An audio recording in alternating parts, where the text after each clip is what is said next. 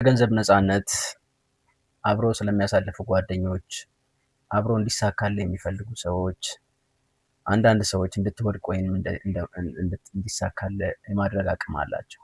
ስለዚህ ስለ ገንዘብ ነፃነት የማይነግሩ ሰዎች ይኖራሉ። ገንዘብ ነፃነት ምንድን ነው? እንዴትስ ልናገኝ እንችላለን? የሚለውን ዛሬ እንነጋገራለን። ከነዚህ ውስጥ ታዲያ በዋነኝነት የምናወራቸው 6 ነገሮች አሉ። እነዚህ 6 ነገሮች ምንድናቸው? ማንም ሊነግረን የማይችላቸው ነገሮች ግን ደግሞ ብናውቃቸው በጣም በህይወታችን ላይ አዎንታዊ ተጽዕኖ ወይም ፖዚቲቭሊ ኢምፓክት ሊያደርጉ የሚችሉ ነገሮች እንነጋገራለን። እነዚህ 6 ነገሮች ታዲያ ማንም ሰው ላይነግረን ይችላል። ምናልባት የቅርብ ሰዎቻችን፣ ቤተሰቦቻችን ሊነግሩን ይችላሉ። ካልሆነ ግን አብዛኛው ሰው ላይነግረን የሚችላቸው 6 ነገሮችን እንነጋገራለን ማለት ነው። የመጀመሪያው አንደኛው ምንድነው? ገንዘብ ነፃነትን እንደሚገዛ መኒ ባይስ ፍሪደም። ብዙዎቻችን አናምንም። ገንዘብ ነፃነትን ይገዛል ብለን አናምንም። ብዙ ሰው አያምንም። ስለዚህ ገንዘብ ግን ነፃነትን ይገዛል። የምን? የጊዜ ነፃነትን ይገዛል፣ ኮንፊደንስን ይገዛል፣ በራስ መተማመንን ይገዛል። ስለዚህ ገንዘብ ነፃነትን አይገዛም ብለው ብዙ ሰዎች ያምናሉ። ለዛም ደግሞ የሚኖሩት የኑሮ ስታይል ወይም ደግሞ ላይፍ ስታይላቸው ዘና ያለ ይሆናል ማለት ነው። አንድ የማይረዱት ነገር ቢኖር የገንዘብ እጦት ሁሉም ነገር እንደሆነ፣ ገንዘብ አብዛኛውን የዕለት ተዕለት ህይወታችን ላይ ተጽዕኖ እንደሚፈጥር አይረዱትም ማለት ነው። ያለ ገንዘብ ወይም ደግሞ ገንዘብ የለንም ማለት ምን ማለት ነው?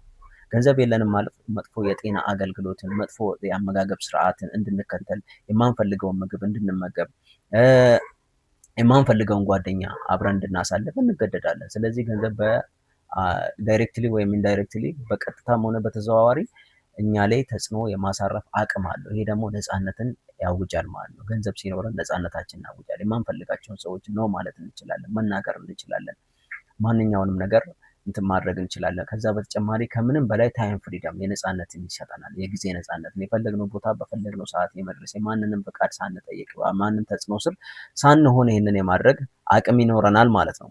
ሁለተኛው ምንድነው? ጓደኞቼ ወደፊት ህይወትን ሊያበላሹት እንደሚችሉ your friends can destroy your future። እንዴት ነው ሊያበላሹት የሚችሉ? ሰርክላችን፣ ከዚህ በፊትም አንድ ቪዲዮ ላይ ተነጋግረናል። ሰርክላችንን መምረጥ ይኖረናል። በዙሪያችን ያሉ ሰዎች እነማን ናቸው? ጓደኞቻችን ማን ይመስላሉ? የሚለውን መነጋገር ይኖርብናል። ምክንያቱም ውሎውን ንገረኝና ማንነትን ልንገር የሚባል አባባልም አለ፣ በእኛ አባባል ወይም ብሂል ማለት ነው። አብዛኛውን ጊዜ ጊዜህን አብረህ የምታሳልፋቸውን ሰዎች ትሆናለህ ወይም ደግሞ ትመስላለህ ማለት ነው። ምክንያቱም ተጽዕኖ ወደድንም ጠላን በእነሱ ተጽዕኖ ስር እንደምንገባ እርግጠኞች መሆን ይኖርብናል። ጊዜያችንን በአሉባልታ፣ በሱስ፣ በአደንዛዥ እጽ፣ አላስፈላጊ ጎሲፕ በምናሳልፍ ከሆነ፣ ስራን በማዛግየት እንዲሁም ወይም ፕሮክራስቲኔት በማድረግ የወደፊት እቅድ ከሌላቸው ሰዎች ጋር የምናሳልፍ ከሆነ ነገ ከነገ ወዲያ እኛም ከነሱ ውስጥ እንደምንመለን ማለት ነው። ስለዚህ አብዛኛው ሰዎች የሚወድቁት ደደብ ወይም ሰነፍ ሆነው አይደለም። አብዛኛውን የሚወድቁት ግን ምንድነው? በአሉታዊ ተጽዕኖ ነው። በሰርክል በሚመርጧቸው ሰዎች ማለት ነው። በዙሪያቸው ባሉ ሰዎች ተጽዕኖ ነው እንጂ አብዛኛው ሰው ደደብ ወይም ሰነፍ ሆኖ አይደለም። ስለዚህ ሰርክላችንን መምረጥ ይኖርብናል። ማን ነው ከኛ ጋር ትክክለኛ ጓደኛችን? ማን ነው? ውሏችን ምን ይመስላል? እንዴት ነው እያሳለፍን ያለ ነው? ሰዓታችን እንዴት ነው በአግባቡ እየተጠቀምን ያለ ነው የሚለውን ልንመርጥና ልንወስን ይገባል ማለት ነው። ስለዚህ ይሄንን ማንም ሊነግረን አይችልም። ጓደኞቻችን የወደፊት ህይወታችንን ሊያበላሹ እንደሚችሉ ማንም ሊነግረን አይችልም ከቤተሰብ ውጭ። ምናልባት ቤተሰብ ሊነግረን ይችላል። ማን ነው? አዌር የሆነ ከሆነ እሱንም። ሶስተኛው ጊዜ ከገንዘብ የበለጠ ዋጋ እንዳለው ማንም አይነግረንም። አሁን ብዙዎቻችን ስለ ገንዘብ እናወራለን። ገንዘብ ትልቅ ዋጋ እንዳለው እናውቃለን።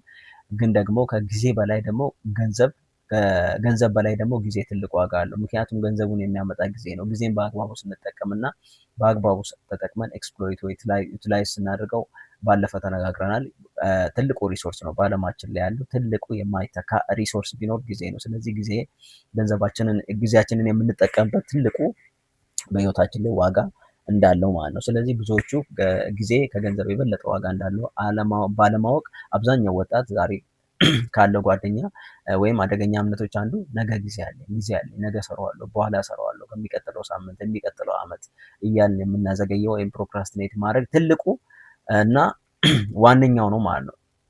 ስለዚህ ዓመቱን ሙሉ በመዝናናት፣ በጎሲፕ፣ ባላስፈላጊ ነገር የማባከን ጊዜውን ያለመጠቀም ቴንደንሲ ይኖራቸዋል ብዙ ሰዎች ማለት ነው። ስራዎችን ለነገ ማለት ወይም ደግሞ ፕሮክራስቲኔት የማድረግ ዝንባሌ ይኖራል። ክህሎትን በማዳበር ይልቅ ጊዜያቸውን ባሉባልታ ያሳልፋሉ ብዙ ሰዎች ማለት ነው። ስለዚህ ይሄ መሆን የለበትም። አይማሩም፣ ሙከራ አያደርጉም። በመጨረሻ ከእንቅልፋቸው ሲነቁ እድሜያቸው በጣም ብዙ ገፍቷል። ይሄንን ከማድረግ ልንቆጠብ ይገባል። አራተኛ፣ አንዳንድ ሰዎች እንድትወድቁ በስውር ይፈልጋሉ። ሁሉም ሰው ከጎናችን ያለ ሁሉ እንዲሳካልን የሚፈልግ ሰው ነው ማለት አይደለም። አብሮን የሚያጨበጭቡልን ሰዎች ሁሉ እንዲሳካልን ይፈልጋሉ ማለት አይደለም።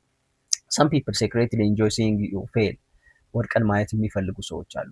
በእኛ መቃብር ላይ መቆም የሚፈልጉ አሉ። በእኛ ውድቀት ስኬታቸውን የሚያውጁ ሰዎች እንዳሉ ልናውቅ ይገባል። ይህንን ማንም አይነግረንም ማለት ነው። ስለዚህ ሁሉም ሰዎች አብረውን ያሉ እንዲሳካልን ይፈልጋሉ ማለት አይደለም። የኛ ውድቀት በሴክሬትሊ ለእኛ ውድቀት እየሰሩም ሊሆን ይችላል። ለዚህም ነው አንዳንዴ እቅድህን ሁሌ ግልጽ አታድርግ የሚባለው ማለት ነው። የሚያጨበጭቡ የነበሩ ሁሉ እንድታሸንፍ አይፈልጉም። ስለዚህ እነማን ናቸው አብረውኝ ያሉ የሚለውን በደንብ አድርገን ቆም አድርገን ልንመረመር ይገባል። አንዳንዶች እንድትወድቅ በስውር ሊመኙ ይችላሉ። ሌሎች ደግሞ በስውር ይወዳደሩሃል። ውድድር ውስጥ ልንገባ እንችላለን። ከሱ የተሻለ ለመሆን ከሷ የተሻለች ለመሆን የሚፈልጉ ሰዎች አሉ። ስለዚህ እቅድህን ወይም ኔክስት ሙቭን በደንብ አድርገን ማሳወቅ አይኖርብህም። በዝምታ ስራን ስራ፣ ስኬት ራሱ ይናገራል ማለት ነው። ገንዘብ መልሰህ ልታገኝ ትችላለህ። የጠፋ ጊዜን ግን መልሰህ ልታገኝ አትችልም። ስለዚህ ገንዘባችንን ልናገኝ የምንችለው ገንዘብ መስራት የምንችለው ምን ስናደርግ ነው? ጊዜያችንን በአግባቡ ስንጠቀም ነው። ይህንን ማንም አይነግረንም። አምስተኛ ነገር ስልክ ትኩረትን እየበተነው እንደሆነ ማንም አይነግረንም። ወይም ደግሞ ዲስትራክት እየተደረግን ነው።